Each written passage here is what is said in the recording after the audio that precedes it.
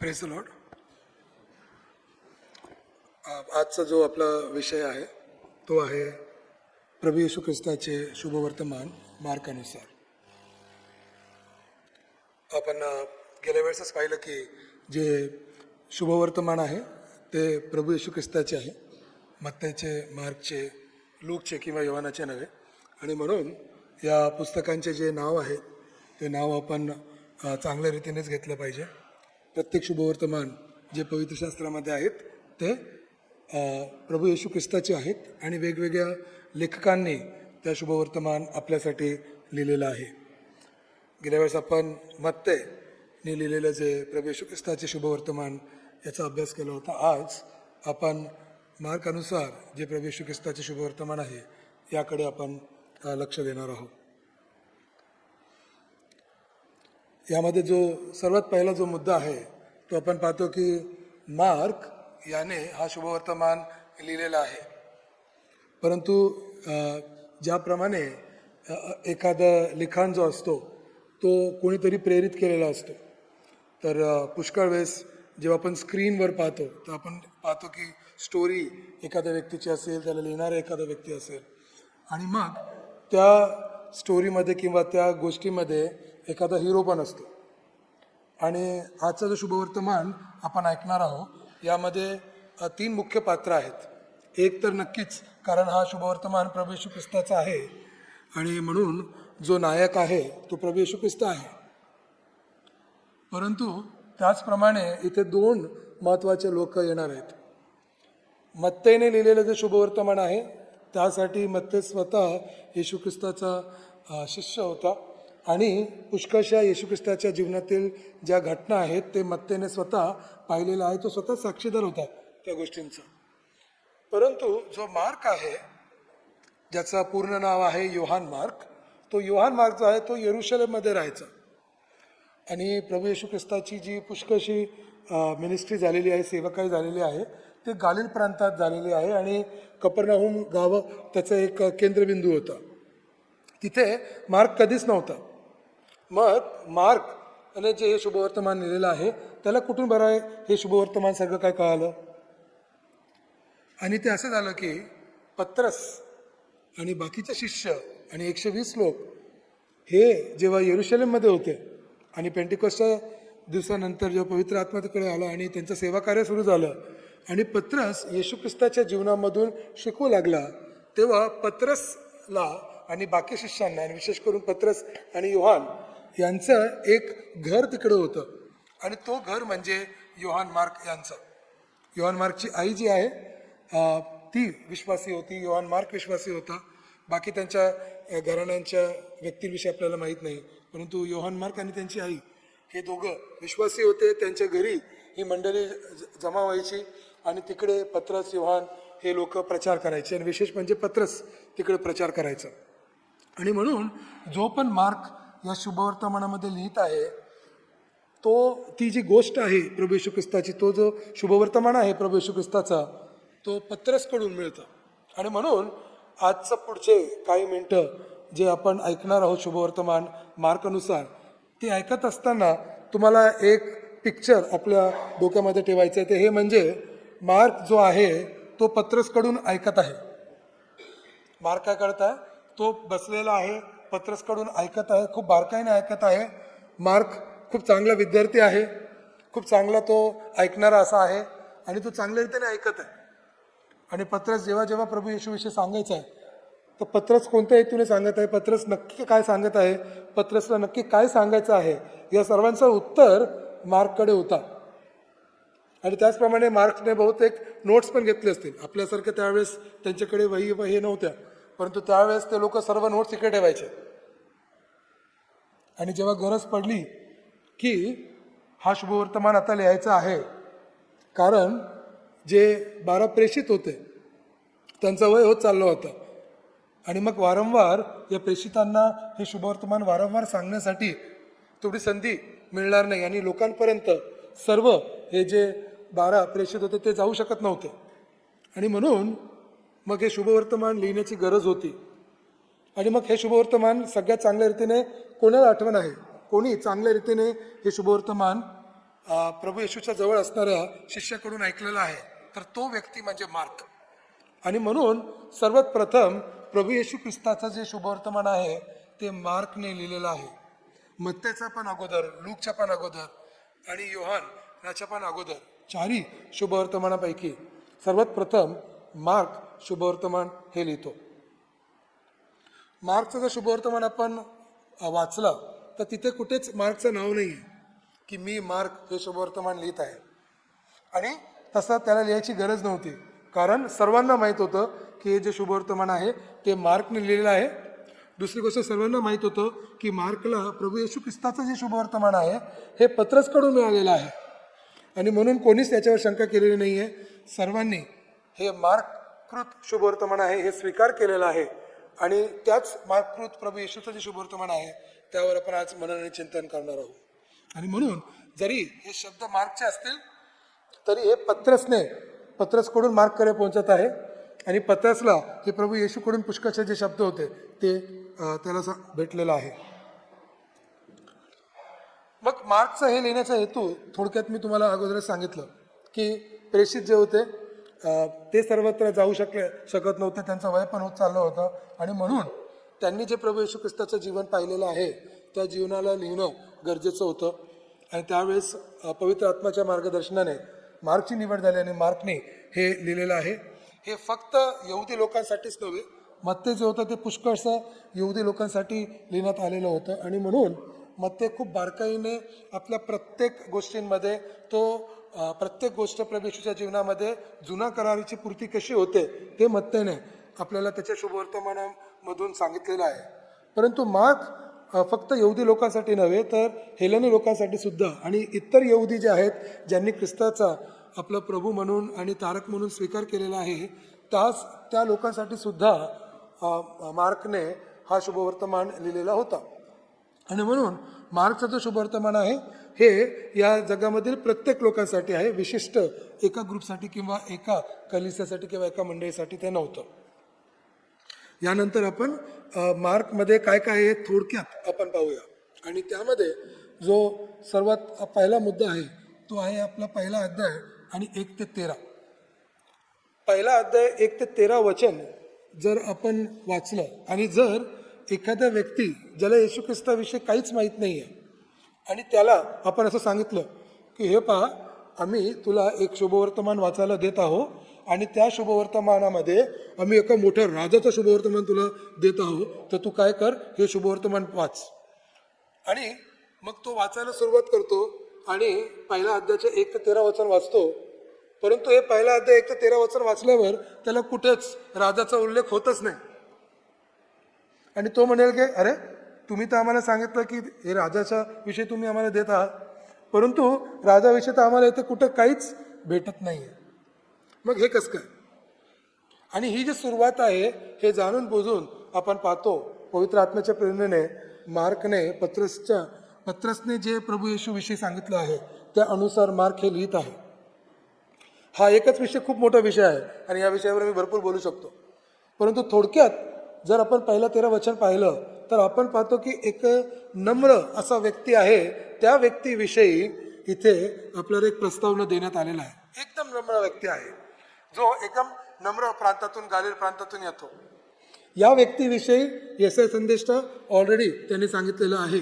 आणि यशाया संदेष्टा या व्यक्ती राजा म्हणून तर सांगतोच, परंतु या व्यक्तीविषयी एक दुःख भोगणारा सेवक किंवा दास असा यशा या व्यक्तीविषयी सांगतो. आणि त्या व्यक्ती यशायाच्या प्रस्तावनेमधून मार्क प्रभू येशू ख्रिस्ताचा प्रस्तावना इथे देत आहे. आणि म्हणून जर आपण साधारण रीतीने याला जर वाचलं पहिलं 13 वचन तर आपल्याला विशेष काय राजाविषयी इथं काही भेटणार नाही.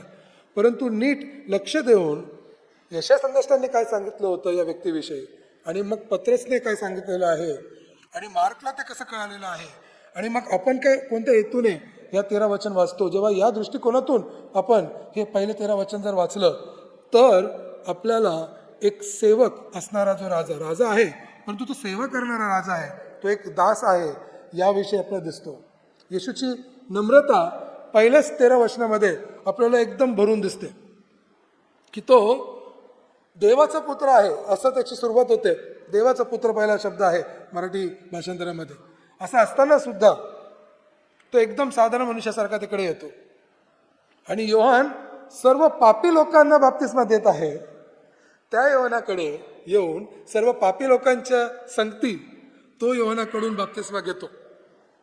लक्षात ठेवा की बाकी लोकांना काय वाटत असेल की आम्ही आमच्या पापाची कबुली करत आहोत आणि योहानाच्या वचनाला ऐकून आम्ही बाप्तिस्मा घेत आहोत.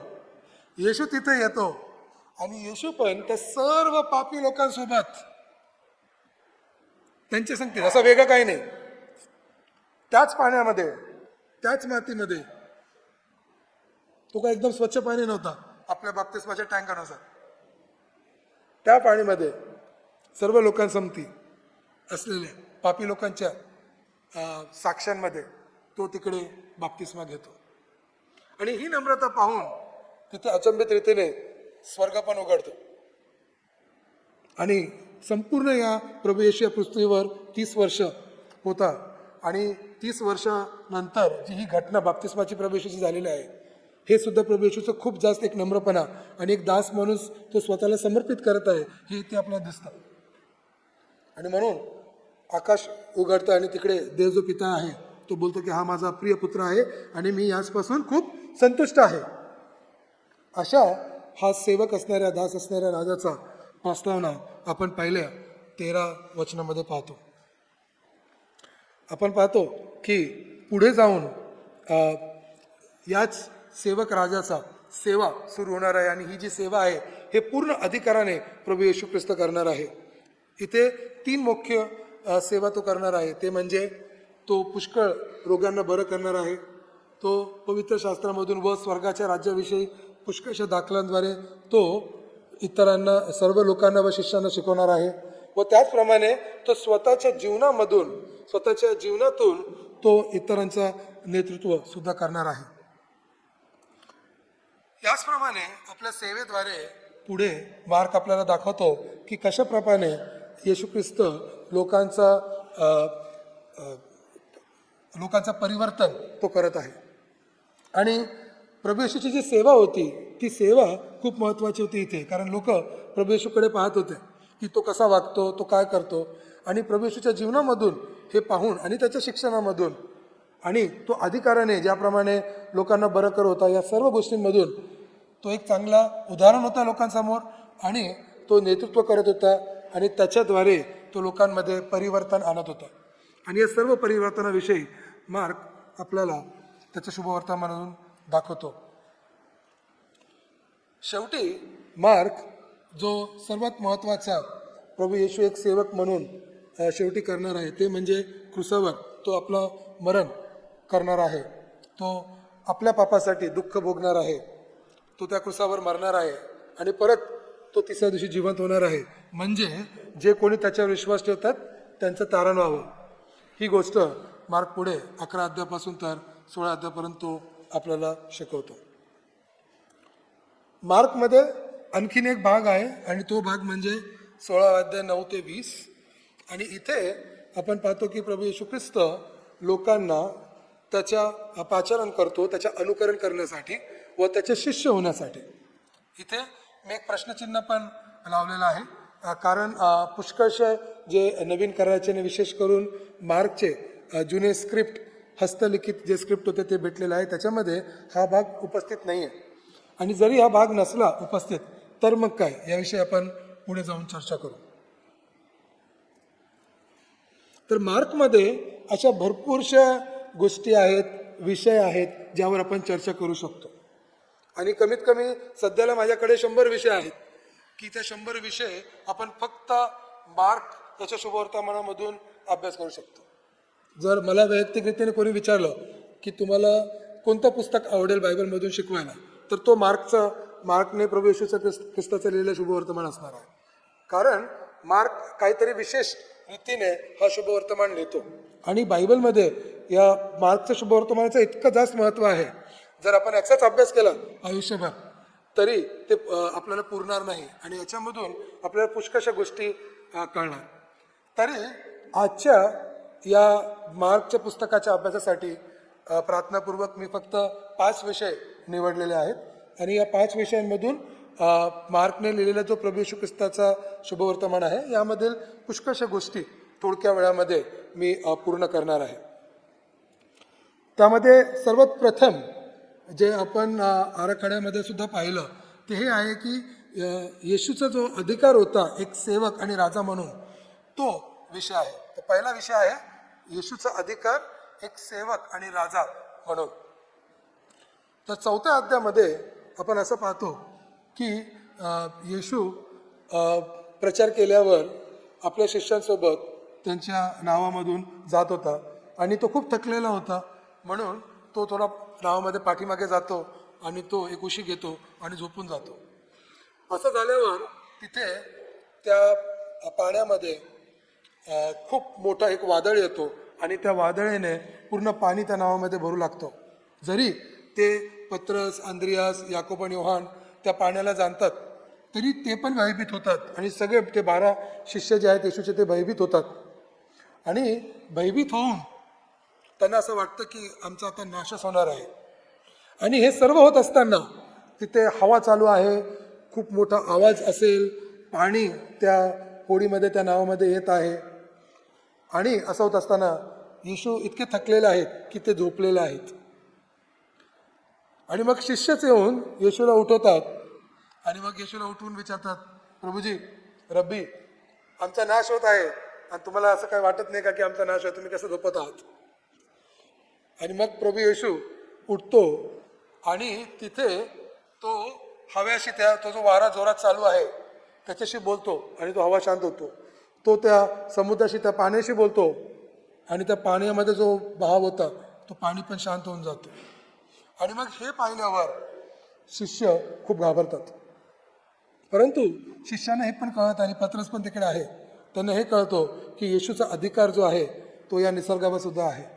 त्यांनी अगोदरच येशूचा अधिकार पाहिलेला आहे, परंतु असा अधिकार एखाद्या व्यक्तीमध्ये जो तुमच्या आमच्यासारखा मनुष्य दिसत आहे त्याच्यामध्ये आहे हे पाहून ते थक्क होतात आणि ते भयभीत पण होतात.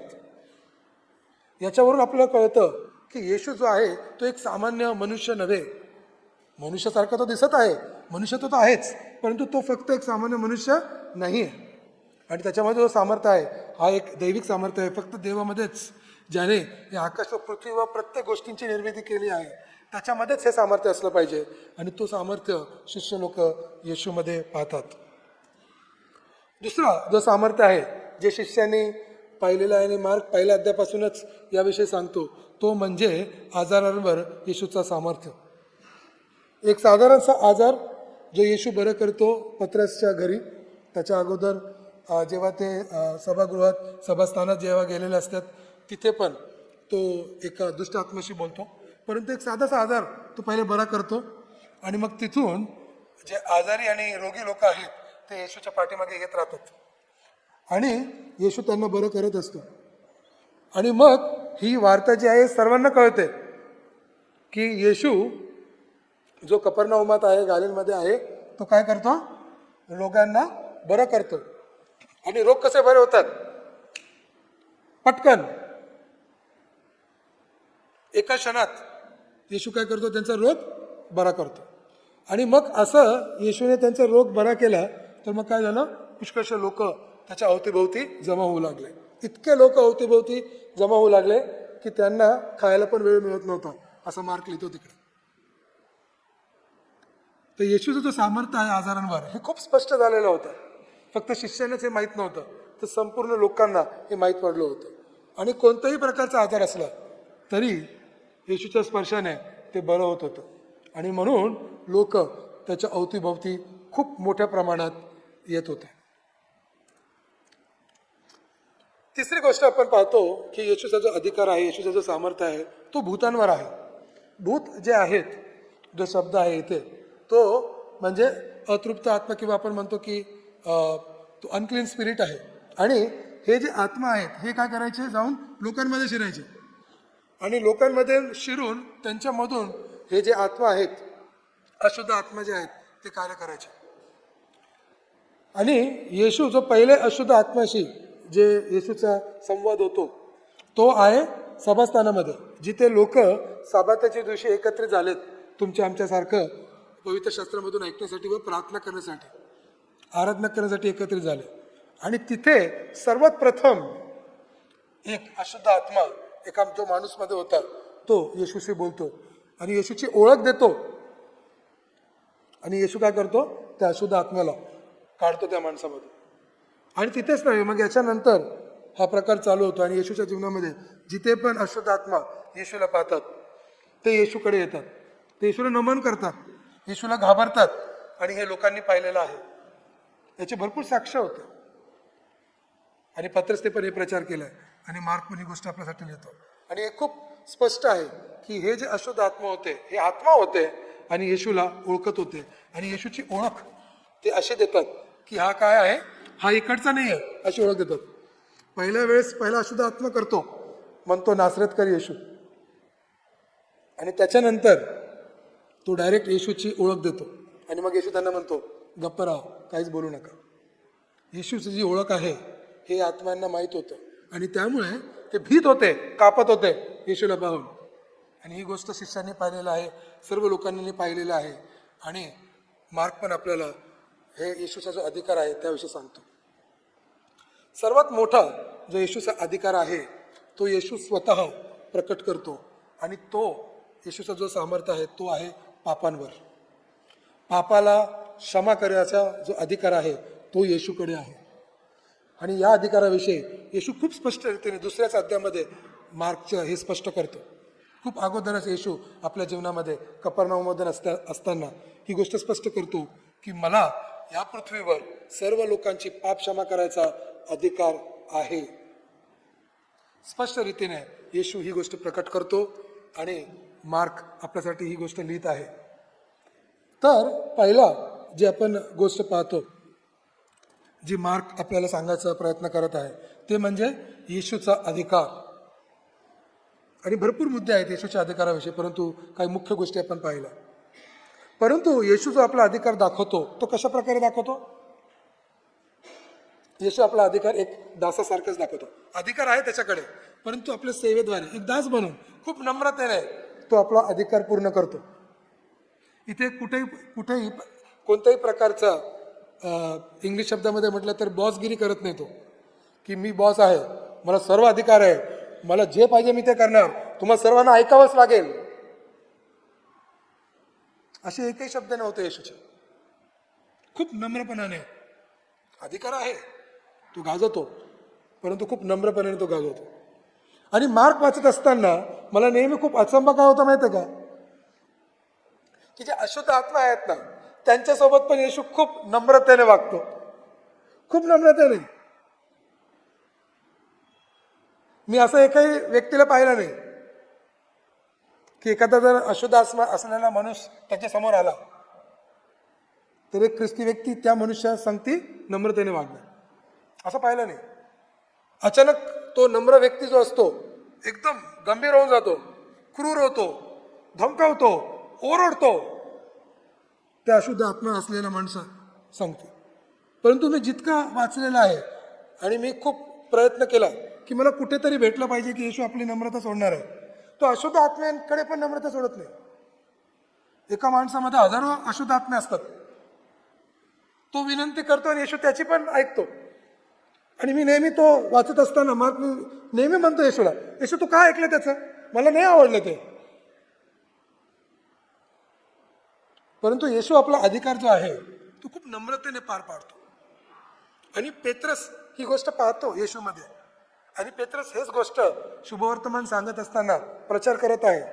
आणि इतकं चांगल्या रीतीने पत्रसने हे प्रचार केले की मार्कच्या डोक्यामध्ये येशूची जी ओळख आहे तो एक नम्र दास असलेला सेवक अशी ओळख झालेली आहे. आणि ती गोष्ट मार्क आपल्या शुभवर्तमानामधून दाखवतो. आणि ही जी ओळख आहे येशूची ही खूप उत्कृष्ट अशी ओळख आहे जी आपण कधीच विसरू नये. दुसरा जो विषय आहे मार्कमधून जे मला आज चर्चा करायचा आहे तो म्हणजे येशू हा ख्रिस्त आहे, परंतु येशू हा ख्रिस्त आहे याचा तो रहस्य ठेवायचा व त्याची ओळख तो लपवायचा प्रयत्न करतो. सर्वात प्रथम आपण पाहतो की अशुद्ध आत्मा जो पहिल्याच सभागृहामध्ये जेव्हा कफरनाहूममध्ये येशू जातो आणि तो अशुद्ध आत्मा ओळख देतो येशूची की तू परमपवित्र स्थानात असणारा आहे. परमपवित्र असा म्हणतो तो, मोस्ट हाय. आणि असं म्हटल्यावर येशू म्हणतो त्याला पुढं काय बोलायचं नाही, बोलायचं नाही, माझी ओळख द्यायची नाही. आणि येशू काय करतो, या भूतांना, या अशुद्ध आत्म्यांना शांत करतो, आपली ओळख कळावं नाही म्हणून. आणि हे मला खूप, आपण जे येशू शिष्य आहोत हे खूप विरोधाभासी वाटतं मला. कारण जर आपल्याला एखादा अधिकार किंवा सामर्थ्य प्राप्त झालं तर पहिले आपण काय करणार, तो अधिकार सर्वांना दाखवणार. परंतु येशू काय करतो, त्यांना शांत करतो. तो लोकांना सुद्धा शांत राहणं सांगतो, फक्त यांनाच नव्हे तर लोकांनी सुद्धा जेव्हा जेव्हा ओळखलं, त्यांनी ओळख केली येशूविषयी, तर त्यांना पण सांगतो की मी तुम्हाला बरं करतो पण कोणाला सांगू नका. मी तुम्हाला काय करत आहे, बरं करतो. तुम्ही आजारी आहात, माझी इच्छा आहे तुम्ही बरं व्हावं, परंतु तुम्ही जाऊन सगळ्यांना सांगू नका की येशूने मला बरं केलं. तिसरी गोष्ट, तो स्वतः प्रश्न विचारतो शिष्यांना, प्रभू येशू, की मी कोण आहे असं तुम्हाला वाटतं. आणि मग वेगवेगळे उत्तरं येतात. आणि मग पत्रस शेवटी उत्तर देतो की तू ख्रिस्त आहे, तू मसीह आहे. आणि मग येशू त्यांना पण बोलतो की तुम्ही काय करा, हे कोणाला सांगू नका. हा जो रहस्य आहे, माझी जी ओळख, माझ्या जी ओळख आहे याचा जो रहस्य आहे, हे तुम्ही कोणाला सांगू नका. तर मग येशू असं का बरं करतो, या गुप्ततेचे कारण काय? याचे 3 कारण आपण पाहूया. पहिलं कारण हे आहे की त्यावेळेस जे यहुदी लोक होते यांचे पुष्कळसे अपेक्षा होत्या मसीहाकडून. आणि विशेष म्हणजे मसीहा येणार आहे, तो आमचा राजा राहणार आहे, तो रोमी साम्राज्य जो आहे त्याला तो संपवून टाकेल, सगळ्यांना मारून टाकेल, खून करून टाकेल. आणि मग जो इस्रायल राष्ट्र आहे त्याला तो स्वतंत्र करेल आणि आम्ही राज्य करू इस्रायलमध्ये. फक्त इस्रायलमध्येच नव्हे, परंतु इस्रायलाद्वारे आम्ही संपूर्ण जगावर राज्य करू, जसं त्यावेळेस रोमी साम्राज्य होतं. आणि ही जी मिसअंडरस्टँडिंग होती, ही जी चुकीचा अर्थ त्यांनी लावलेला होता मसीहाविषयी, यासाठी येशू काय करत होता, आपली ओळख जी आहे ते गुप्त ठेवत होता. दुसरा कारण जो आहे ते हे म्हणजे येशूची ओळख जी आहे ते येशूला पण दाखवायचं होतं की मी कोण आहे. परंतु आत्ताच नव्हे, येशूला आपलं पूर्ण ओळख दाखवण्याच्या अगोदर भरपूरसं कार्य करायचं होतं. तो एका कालखंडामध्ये होता. भरपूरशा जुन्या करारामध्ये सुद्धा येशूविषयी भविष्यवाणी झालेली होती आणि खूप बारकाईने ती प्रत्येक गोष्ट येशू पूर्ण करत होता, जे मत्तई आपल्याला खूप स्पष्टरीतीने दाखवतो. परंतु मार्क आपल्याला दाखवतो की हे कालखंड तो पूर्ण करत असताना तो लोकांना म्हणतो की माझी ओळख इतरांना देऊ नका. आपण हे पण पाहतो की येशूने जेव्हा आपली सेवा सुरू केली तर पुष्कळचं झुंड खूप लवकर काही महिन्यांमध्येच येशूच्या पाठीमागे येत होते. आणि मग त्यावेळेस जर रोमी लोकांना गैरसमज झाला असता की येशू काहीतरी एक विरोधाभास, काहीतरी बंडखोरी करत आहे, तर बहुतेक काही महिन्यातच येशूला अटक झाली असती. परंतु येशूला आणखी सेवा करायची होती. पहिल्याच वेळेस जेव्हा येशू पत्रसच्या घरी जातो आणि तिथे तो त्याच्या सासूला बरं करतो आणि पुष्कळचे लोक त्या घराच्या अवतीभोवती येतात, तर त्याच रात्री सकाळ व्हायच्या अगोदर येशू तिकडून निघतो. सगळे शिष्य येशूला शोधायला जातात. आणि मग जेव्हा ते येशूची शोध घेतात तेव्हा ते येशूला विचारतात की तुम्ही का बाहेर आले बरं. आणि येशू त्यांना काय म्हणतो की मला आणखीन जायचं आहे. कारण येशूला कळत आहे गोष्ट की जर मी इकडेच राहिलो तर काय होईल, सगळे लोक येऊ शकतात तिकडे येशूकडे ऐकायला, बरे व्हायला. परंतु जे कार्य येशूला करायचं होतं, जे सर्व लोकांपर्यंत देवाच्या राज्याविषयी प्रचार करायचा होता, तो प्रचार त्यावेळेस बरोबर रीतीने झाला नसता. आणि ते होऊ नये म्हणून येशू जाणून बुजून यांना म्हणतो की माझी ओळख तुम्ही आता देऊ नका. आणि तिसरा आणि खूप महत्वाचं जो कारण आहे येशू आपली ओळख गुप्तपणे ठेवतो, ते म्हणजे एक खऱ्या विश्वासाला येशू प्रोत्साहन देतो. आणि जो खरा विश्वास आहे तो केवळ चमत्कारांवर आधारित नसतो. जे आता हे लोक झुंड जे येशूच्या अवतीभोवती येत होते, ते येशूच्या अवतीभोवती फक्त याच्यासाठीच येत होते कारण येशू चमत्कारिक रीतीने लोकांचे रोग बरे करत होता आणि ज्या पण व्यक्तींमध्ये अशुद्ध आत्म्याचा त्रास आहे त्या अशुद्ध आत्म्याला तो हकलत होता आणि म्हणून लोक येत होते.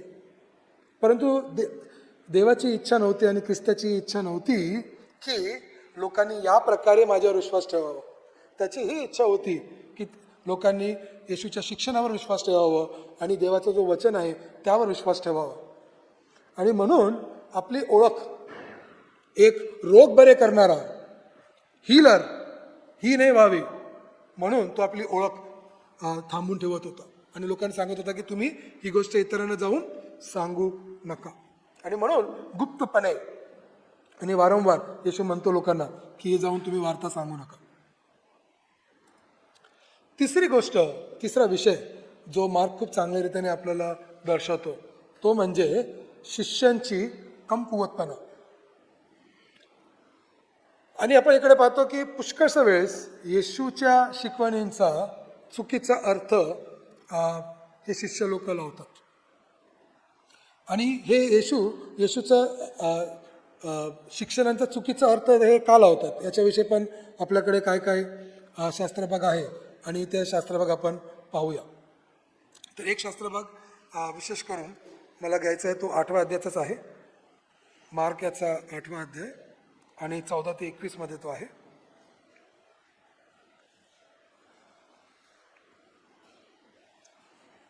आणि ते म्हणजे 14 वचनामध्ये दिले की शिष्य भाकरी घेण्यास विसरले आणि ते त्या मचम्यात त्यांच्या नावामध्ये त्यांच्याजवळ एकच भाकरी होती. आणि ही घटना जी आहे ही घटना येशूने ऑलरेडी 5,000 लोकांना चमत्कारिक रीतीने भाकर व मासे पुरवले होते. मग 4,000 लोकांना पण पुरवलं होतं.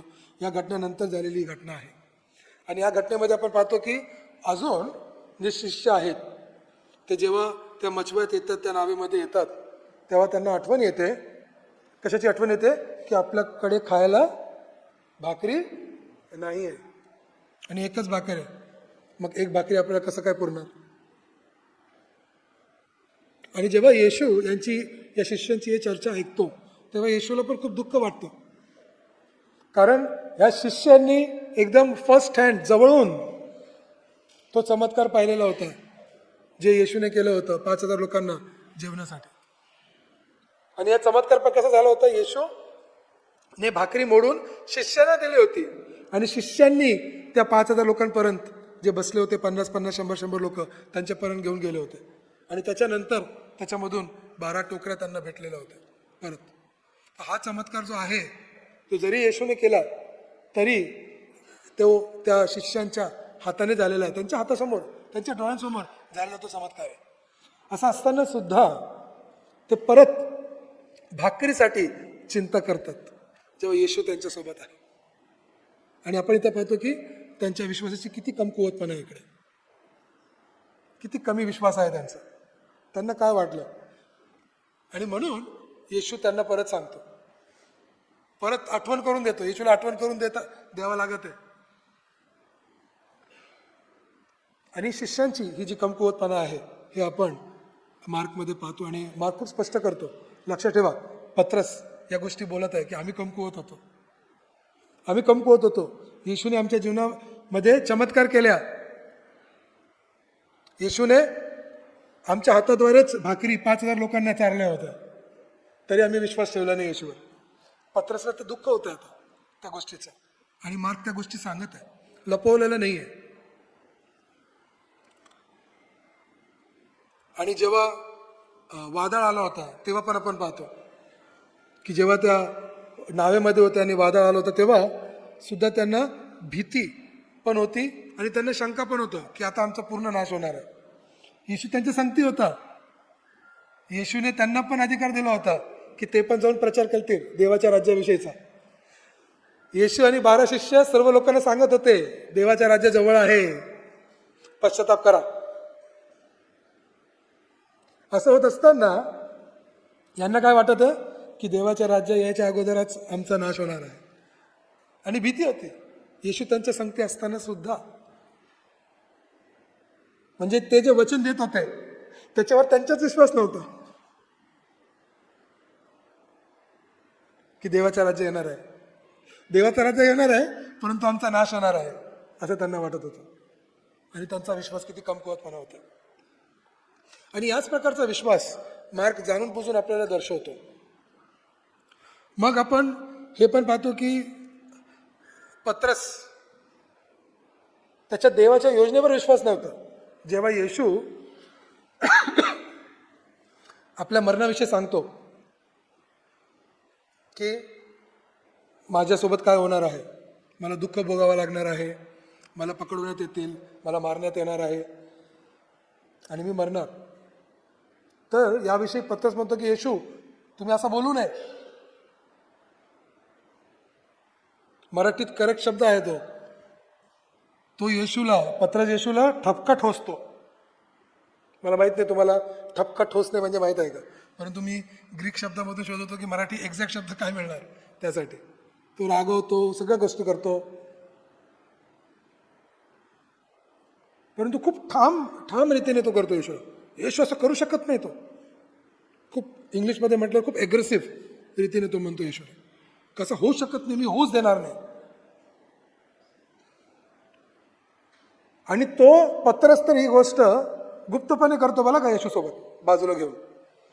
परंतु येशू ही गोष्ट गुप्तपणे करत नाही जे पत्रसने केले ते. आणि सर्व शिष्यांकडे पाहून येशू म्हणतो पत्रसला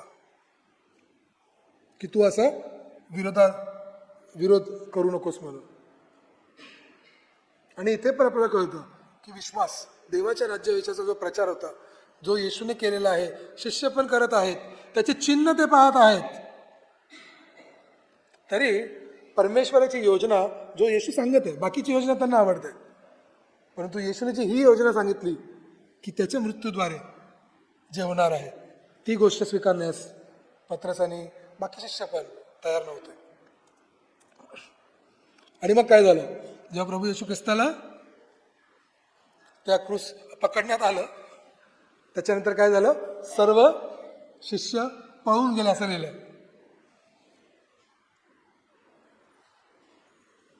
कारण अजून पण विश्वास नाही आहे. अजून भीती काय होती की जसं वादळ आलं तेव्हा भीती होती, तीच भीती आता पण होती की आमचा नाश होईल, आमचा अंत होईल, आमचा नाश होईल. ही भीती या शिष्यांमध्ये होती. आणि या ज्या शिष्यांची भीती आहे याच्यामधून मार्कला आपल्याला काय सांगायचं की जे शिष्यत्व आहे हे याचं वाढ होणं गरजेचं आहे. आणि तो प्रत्येक वेळेस त्याच्यामध्ये वाढ होते. आपण सर्व येशूचे शिष्य आहोत आणि आपल्या येशूच्या शिष्यत्वामध्ये याच्यामध्ये वाढ होत जायला पाहिजे. प्रत्येक क्षणी किंवा प्रत्येक वेळेस आपण हे चाचणी केली पाहिजे आपल्या जीवनामध्ये की गेल्या वेळेसपासून, ते मग एक दिवस असेल, एक आठवडा असेल, एक महिना असेल, परंतु आपण चाचणी केली पाहिजे की गेल्या वेळेसपासून आता मी शिष्यत्वामध्ये माझी वाढ जास्त झालेली आहे का. कारण शिष्यत्व जे आहे त्याच्यामध्ये वाढ गेली पाहिजे. शिष्यत्व जे आहे ते असंच कोणी गमावू शकत नाही जर त्याच्यामध्ये चिकाटी असेल तर. खूप महत्त्वाचं हे गुण आहे जे शिष्यांमध्ये असणं गरजेचं आहे, चिकाटी. की काही असलं तर आपण सोडणार नाही, आपण पुढेच शिष्यत्वामध्ये वाढत जाणार. कुठेच आपल्या शिष्यत्वामध्ये थंब होणार नाही, ते थांबणार नाही, ते वाढतच जाणार आहे. आपण येशूसारखे बनतच जाणार आहोत, त्याचं अनुकरण आपण करतच राहणार. कधी कधी असं वाटेल की मी शिष्यत्वामध्ये थोडासा पाठीमागे जात आहे का, तर असं वाटलं तर अजून परत जोराने आपण पुढे गेलं पाहिजे त्या शिष्यत्वामध्ये आणि वाढत घ्यायला पाहिजे. शिष्यत्वासाठी खूप महत्त्वाचा आहे हा विश्वास की येशू आपल्याला कधी सोडणार नाही आहे आणि तो मदत करणार आहे आपल्याला त्याचं अनुकरण करण्यासाठी. आणि म्हणून त्या येशूच्या मदतीसाठी आपण विश्वास ठेवला पाहिजे. चौथा जो विषय मार्कमधून मला घ्यायचा होता ते आहे वधस्तंभ. हा विषय पण खूप महत्त्वाचा आहे. याविषयी आपण आणखीन पुढे पण आपण शिकूया. परंतु येशूचा जो दयाचा शिखर आहे तो वधस्तंभ आहे. आणि म्हणून येशू आपल्या मृत्यूविषयी 3 वेळेस मत्तेमध्ये सांगतो. मार्क आणि लूकमध्ये सुद्धा आपण पाहणार आहे की येशू या प्रकारे सांगतो. परंतु मार्कमध्ये खूप सर्वात स्पष्ट, तपशीलवार व अचूक रीतीने येशू आपल्या मृत्यूविषयी सांगत आहे. इतक्या चांगल्या रीतीने, जितक्या रीतीने मार्कने येशूची घोषणा लिहिलेला आहे, इतक्या चांगल्या रीतीने मत्तेमध्ये किंवा लूकमध्ये आपल्याला ते सापडणार नाही. खूप अचूक रीतीने, खूप स्पष्ट रीतीने प्रभू येशू आपल्या मृत्यूविषयी अगोदरच सांगतो की असं होणार आहे म्हणून, एकदम स्पष्ट रीतीने. विशेष करून 10व्या अध्यायामध्ये तर खूप जास्त स्पष्ट रीतीने प्रभू येशू सांगतो, जे मत्ते आणि लूकमध्ये पण स्पष्टीकरण नाही आहे. आणि म्हणून हा जो वधस्तंभ आहे हे खूप महत्त्वाचा विषय आहे. पत्रसच्या कबुलीनंतर की येशू हा मसीहा आहे, ख्रिस्त आहे, त्याच्यानंतर हे सुरू होतं 8व्या अध्यायामध्ये, 9व्या अध्यायामध्ये, 10व्या अध्यायामध्ये, आणि हे स्पष्टीकरण वाढत जातं. आणि प्रभू येशू दाखवतो की कशा प्रकारे त्याचा जो मृत्यू आहे क्रूसावर, वधस्तंभावर, हे महत्त्वाचं आहे. आणि जो मुख्य वचन म्हणून मार्कमध्ये मिळतो आपल्याला, तो आहे त्याचा 10व्या अध्यायाचं 45वं वचन ना, कारण मनुष्याचा पुत्र ही सेवा करून घेण्यासाठी नाही, तर सेवा करण्यासाठी व अनेकांच्या खंडणीसाठी आपला जीव देण्यासाठी आला आहे. आणि हा जो वर्स आहे तो एकदम केंद्रबिंदू असा ठरतो. येशूची ओळख चांगल्या रीतीने जो मार्क पहिला अध्यायापासून आपल्याला देत आहे, इथे तो स्पष्ट करतो. आणि इथे तो जो स्पष्ट करत आहे त्याच्यामध्ये आणखीन एक गोष्ट आपल्याला कळणं गरजेचं आहे.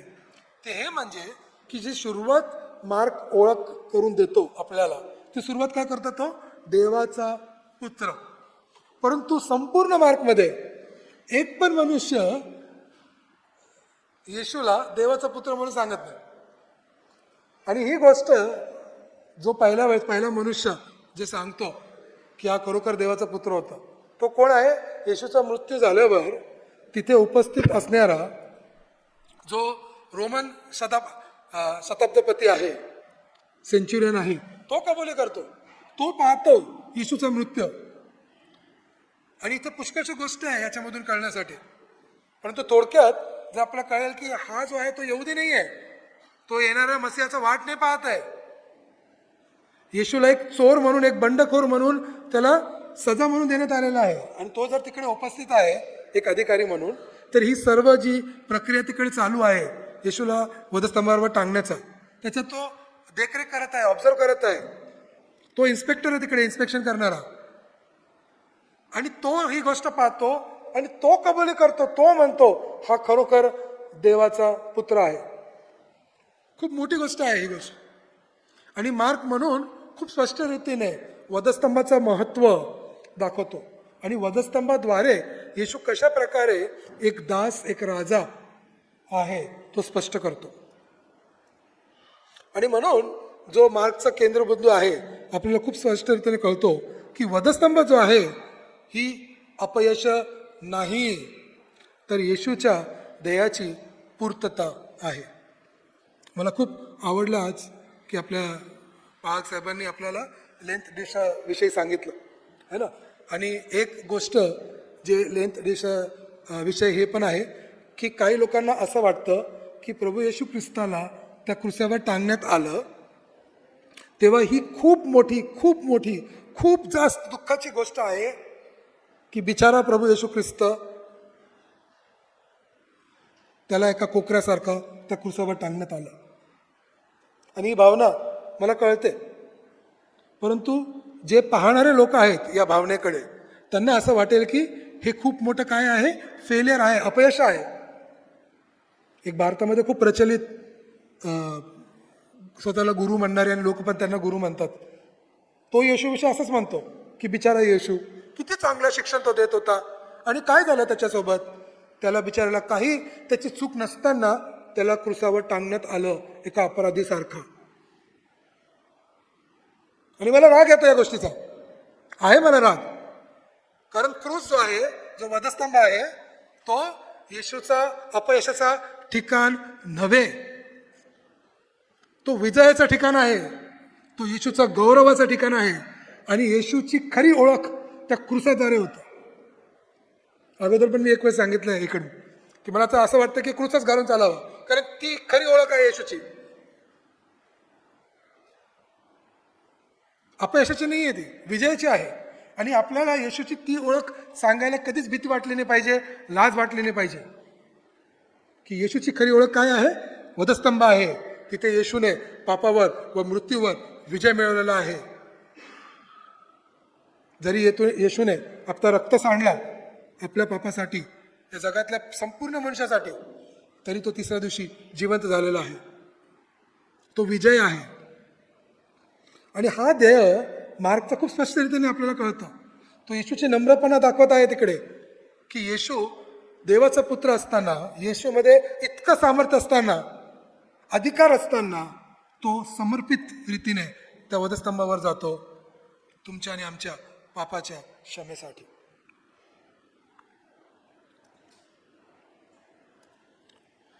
शेवटचा जो विषय मला घ्यायचा होता तो म्हणजे जो प्रश्नचिन्ह मी लिहिलेलं होतं त्याविषयी, की जो शेवटचा भाग आहे 16व्या अध्यायामध्ये, तर मार्कच्या पुष्कळशा जो ग्रीक लिपी आहे त्या ग्रीक लिपीमध्ये तो 8व्या वचनामध्येच तो संपतो. आणि 8व्या वचनामध्ये आपण काय पाहतो की स्त्रिया जे होत्या, जे तिकडे आल्या होत्या, ते तिकडे येतात. त्यांना येशू भेटत नाही. त्यांना एक देवदूत मिळतो तिकडे, जो त्यांना बोलतो की येशू इकडे नाही आहे आणि जाऊन शिष्यांना सांगा की येशू त्यांच्या अगोदर गलिलेपर्यंत जाणार आहे. तर हे सर्व पाहून त्या स्त्रिया काय होतात, खूप भयभीत होतात आणि पळून जातात. आणि इथे मार्कचा जो शुभवर्तमान आहे तो संपतो. परंतु आपण पाहतो की काय जे दुसऱ्या हस्तलिपी आहे त्याच्यामध्ये हे 9 ते 20 वचन टाकण्यात आलेले आहे. आपल्या बायबलमध्ये सुद्धा त्या पॅराग्राफमध्ये किंवा एक बॉक्स टाकून त्याला सांगण्यात येतो. तर मग जर 8व्या वचनापर्यंतच मार्कने लिहिलेलं आहे आणि हे 9 ते 20 नंतर टाकण्यात आलेलं आहे, कारण काही चर्चमधल्या लोकांना असं वाटत होतं की इथेच संपू नये, कारण मत्ते, लूक आणि योहन या प्रकारे संपत नाही, तर मार्कला असं कशाला संपवायचं. परंतु मार्क जो आहे, जे मार्कने लिहिलेलं शुभवर्तमान आहे, तो एक वेगळाच आहे. त्याची सुरुवात पण बाकीच्यासारखं होत नाही, येशूच्या प्रस्तावना जी आहे, आणि त्याचा अंत पण बाकीच्या लोकांसारखं होत नाही.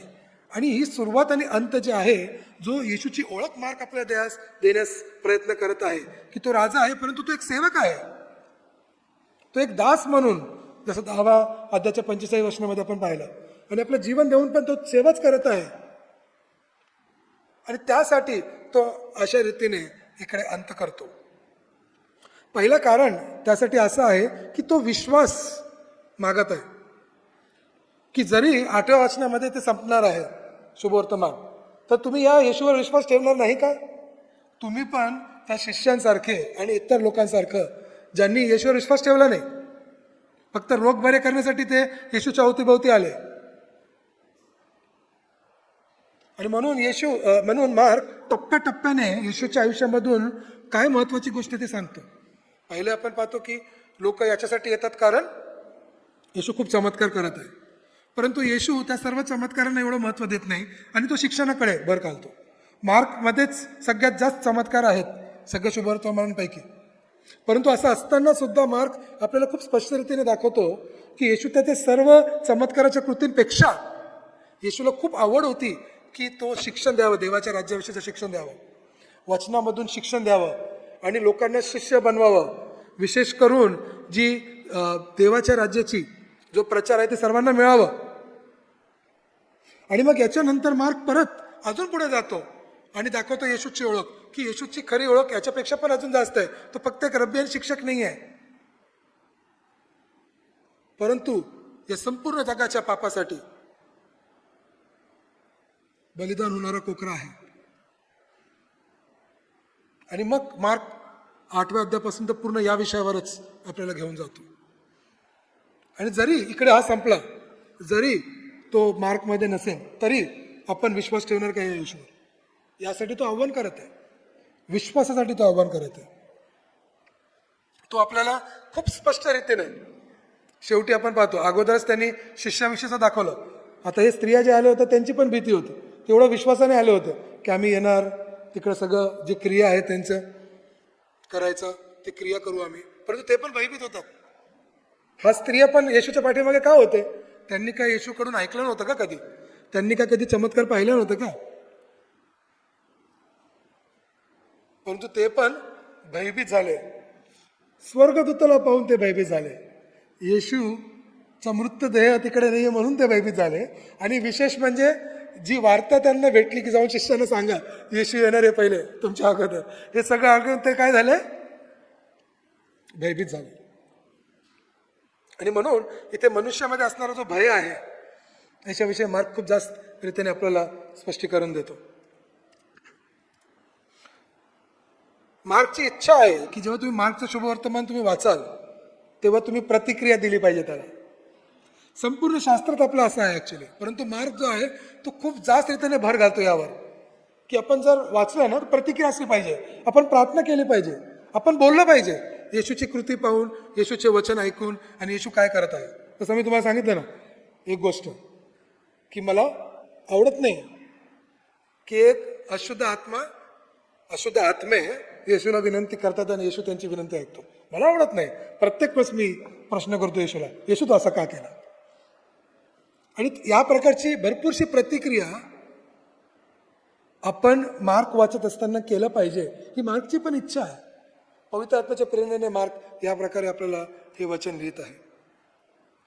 मार्क विषय खूप फेमस आणि प्रत्येक स्कॉलर लोक पण असे म्हणतात की मार्क कसा आहे, सगळ्यात लहान असं शुभवर्तमान आहे, खूप एकदम फास्ट असं आहे आणि याच्यामध्ये भरपूरसं कृतिशील ॲक्शन पॅक्ट आहे, भरपूर ॲक्शन आहे, खूप ड्रामा आहे याच्यामध्ये, भरपूर याच्यामध्ये चमत्कार आहेत, भरपूर गोष्टी मार्कमध्ये होतात. आणि मार्क याच्यामुळे वाचायला पण खूप तुम्हाला आवडेल. जसं मी गेल्या वेळेस तुम्हाला प्रोत्साहन दिला होता की मत्ते तुम्हाला एका प्रवासामध्ये घेऊन जात आहे, परंतु मार्क तुम्हाला एकदम ॲक्शन पॅक्ट, खूप कृती असणारा, भरपूर कृती असणारा एक येशूचा ओळख देत आहे. आणि जर तुम्हाला एखाद्या नायकाचा विषय वाचायला तर तुम्हाला आवडेल, जो नायक पुष्कळशा गोष्टी करतो, चांगल्या गोष्टी करतो आणि त्या नायकावर तुम्हाला जर विश्वास पण ठेवायचा असेल तर मार्क खूप चांगले पुस्तक आहे. प्रभू येशूची ओळख जर तुम्हाला कोणाला द्यायची असेल की कोण आहे, तर मला वाटतं ही ओळख प्रभू येशूची लोकांपर्यंत पोहोचण्याची खूप गरज आहे. कारण पुष्कळचा जो अविश्वास आणि जो मिसअंडरस्टँडिंग लोकांमध्ये आहे ते मार्क पुस्तकामधून त्यांनी येशूविषयी ओळख नाही त्यांना म्हणून आहे. जर मार्कामधून प्रभू येशू ख्रिस्ताचं शुभवर्तमान लोकांना कळालं तर मला तरी असं वाटत नाही की लोक प्रभू येशूला स्वीकारणार नाही. आणि याचप्रमाणे आपण पाहतो की जो शिष्यत्व आहे तो सुद्धा एक प्रवास आहे आणि आपण सर्वजण त्या शिष्यत्वाच्या प्रवासामध्ये चाललं पाहिजे. आणि हो, आपल्यामध्ये कधी कधी अपयश पण येऊ शकतो, परंतु तरी आपण विश्वासाने पुढे वाढ केलाच पाहिजे. येशू ख्रिस्ताच्या जीवनामधून जो वधस्तंभाचं महत्त्व आहे त्याला आपण कधीच विसरू नये. कारण येशू ख्रिस्ताचा येण्याचा जो कारण आहे तो हेच आहे की तो दुःख सोसून आपल्या सर्वांना ताराव्यास या जगामध्ये आलेला आहे. आणि म्हणून आजचा प्रश्न आपल्या सर्वांसाठी तेच आहे की मार्कमध्ये ज्या येशू ख्रिस्ताची ओळख तुम्हाला आज प्राप्त झालेली आहे, तुम्ही कशा प्रकारे त्या येशू ख्रिस्ताला रिस्पॉन्ड करणार आहात किंवा प्रतिसाद देणार आहात. त्या येशूला प्रतिसाद तुम्ही कशा प्रकारे देणार आहात. प्रार्थना करू आपण. प्रभू देवा, आम्ही तुझे खूप उपकार मानतो या वचनांसाठी. पवित्र आत्म्याद्वारे ज्या मार्कला प्रेरित करण्यात आलेला आहे आणि प्रभूजी जी तुझ्या शिष्यांनी सर्व काही नीट रीतीने ऐकून आणि पाहून आमच्यापर्यंत हे वचन पोहोचलेलं आहे, यासाठी आम्ही तुझे उपकार मानतो. प्रभूजी, योग्य रीतीने आम्ही सर्वांनी जी तुझी ओळख आज जाणलेली आहे याला प्रतिसाद द्यावा, यासाठी प्रभूजी तू आम्हा सर्वांना सहाय्य कर व मदत कर. प्रभूजी, मी विश्वास ठेवतो की आम्हा सर्वांकडून आणि मंडळी म्हणून या मंडळीकडून तुला योग्य रीतीने प्रतिसाद मिळणार आहे आणि तू आमचा प्रतिसाद स्वीकारणार आहेस, म्हणून आम्ही तुझे धन्यवाद करतो. सर्व काही प्रिय प्रभू येशूच्या